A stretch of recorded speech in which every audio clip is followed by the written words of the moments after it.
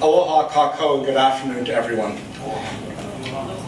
My goal on this panel is to bring the conversation down from the lofty future into the present and talk about what we need to do today to make a difference to achieve this goal. We all want to end up in the same place, but we do differ sharply on the way forward. And there's so many elephants in the room in this conversation, you'd think we were on safari. We have to address this in the context of the proposed merger, in the context of competing plans for LNG, in the context of the inter-island cables, in the context of customers defecting from the grid in extraordinary numbers, and in the context of stubbornly high rates. We have some important decisions to make. My goal in this talk is to help understand some of our choices. So we've been talking together as a group about the customer-focused utility, I think now for 2 years. We need to objectively answer the straightforward question of what do customers want? We spend a lot of time debating about what's good for customers, but these debates are often shaped by our own self-interest. And this is the same problem that we at Ulupono faced 5 years ago when we wanted to understand local food. Lots of aspirational desires, but not a lot of objective data that retailers could actually design products and services for. So our view is quite simple. The best way to find out what your customers want is just go and ask them.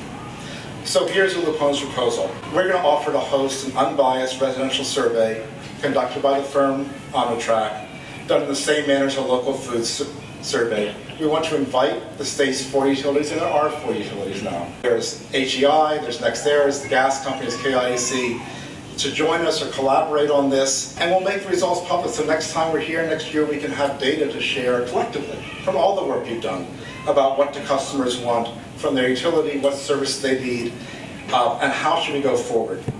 And why are we doing this? We truly believe that objective data helps the debate. It helps companies design, it helps regulators understand, it's devoid of any self-interest, and we believe that customers should be heard directly because it's a democratic kind of value and agenda as part of our firm. Now, I think Robert spoke pretty eloquently about the consequences of misalignment, and it should be obvious that when the fundamental business environment has changed, the response for management is not row harder. We have to think about really doing business differently. And so what Alan's doing is absolutely critical, it's very laudable, it's completely necessary, and yet it's still insufficient. There is more that has to be done. I think that's the heart of the debate. The NextEra merger provides HEI potentially with the capabilities and balance sheet to execute the current model much more effectively. There's probably not a lot of question in that. But I've worked in utilities for 25 years, and I can assure you that the culture of a first quartile utility is very different than the culture of a fourth quartile utility. So the journey that HEI is embarking on has just barely begun. And we don't know what NextEra's visions or plans are for their business model in Hawaii until we have that conversation. That elephant's in the room with us, and we're going to have that conversation. But let's talk about how do we align the business model.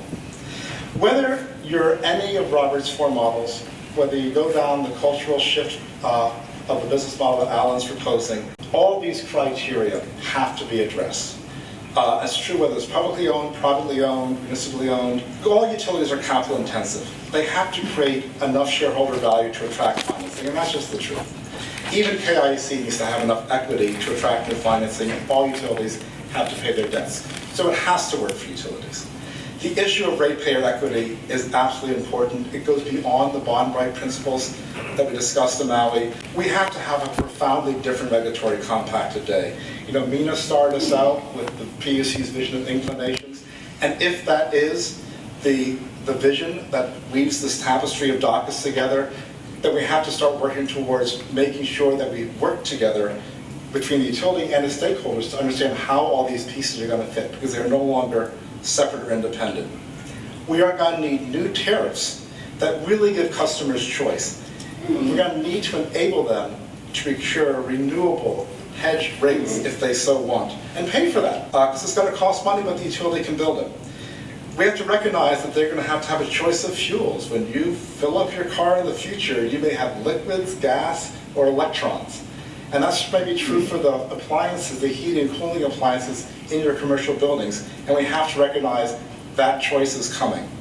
And as producers, consumers become producers of power, we are ultimately going to shift to two-way tariffs. And the principle is straightforward, which I think everyone in the room agrees with. The customers pay the full cost of the services they use. They get the full value of the cost provided. It's the details of how we make that real that matters. And finally, there is no tablet from Moses that comes down and says the utility must stop at the meter. What services should it be allowed to have on the other side of the meter? And conversely, how far can the customer go on the utility's wire side? These are discussions that we're going to have to work and solve together if we're serious about creating a customer-focused utility and talk to each other, not past each other. So let me leave my last minute with the thought about trust and how do we work together. It's the last and largest elephant in the room with us. Nothing we say or do here is going to work until the utilities, customers, and its stakeholders trust the utility. And Alan's right. We have to stop fighting and we have to start working together. David Bissell, to his credit, spent 5 years trying to build trust between KIEC and its customers and its ratepayers. Alicia Moy started from day one. I know Alan's been working on it hard, and I've been thinking about the issues that we're facing here because HEI is passing the torch to a new company that's not from here, and the customers are going to need to trust NextEra for all this to work. So I put myself in their shoes and said, well, what would it take to make this happen? And in my experience, whenever there's been a great wrong that's been done, you need truth and reconciliation to start the process of rebuilding trust. And that's true in every society in the world. And in the last 10 years, there's never been a public discussion, apology, or acknowledgement about from senior HEI management or the board about the impact the fuel costs have had on our society and how much money we've left on the table. And I think it's in time to acknowledge the mistakes of the past, put this behind us, move forward, and start to work together. And if we do that, it's going to make it much easier for the next guy coming in, NextEra, who frankly right now, for the powers of guilt by association and its own lack of transparency, is picking up that mantle of distrust and wearing it like an old and unwelcome overcoat. And in Hawaii, trust comes and respect are earned by open and honest dialogue about your plans for our home. That's what we all need to understand.